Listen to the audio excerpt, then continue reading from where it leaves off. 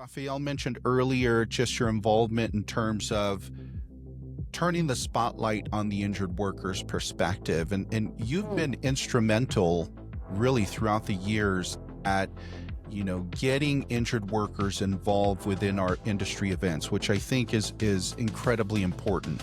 Why is this so important to you? Why do you feel so compelled to do that?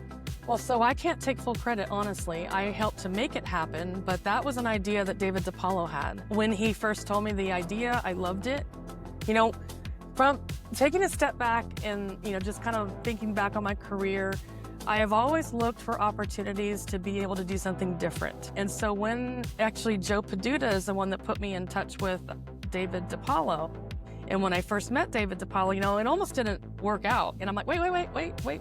So we met at an NCCI in May that year, and he sat down and we talked about a lot of things, and he shared that idea about, putting the injured worker front and center into the conversation. So it was David DePaolo that really had the vision of putting the injured worker. And if you remember, those of you that have watched his or read his blog, he often talked about the injured worker. He had many ongoing conversations with some injured workers that had some pretty catastrophic cases going on. And so I attribute that to him, and I just bought into the idea because it was a really good idea. It's rare, I think now, to see a conference where you don't see an injured worker on a panel somewhere. And I always get a really big smile on my face when I see that, because I feel like that's a mark of what David DePaolo started, and I just helped him realize it. Well, may David DePaolo rest in peace, and I'm sure he's looking down on his work, continuing to live on with a great deal of pride. I remember I had an opportunity to meet with David DePaolo at a WCRI conference, and the first time I met, I shook his hand and I said, "Hi, I'm Carlos Luna," and he says, "Yeah, I know who you are. I read your blog." And I totally went like fanboy, right?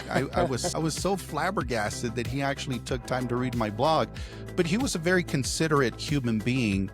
And I still remember, and maybe many people that are watching this episode that knew David, that read his work, that followed his work, that, subscribed to Work Comp Central, remember the day that we all got the news, the terrible news that he had passed away. I remember I was personally at the CCWC conference in California when the news broke, and it was just it was such a weight, because you knew that not only did this world lose a great person, but our industry just a leader of leaders, and someone that always carried, in my opinion, a great balance between the applicant side of workers' comp as well as the defense side of the house, which I thought was just incredibly important and what we needed at the time within the industry. So thank you for sharing that, Yvonne. I really appreciate it.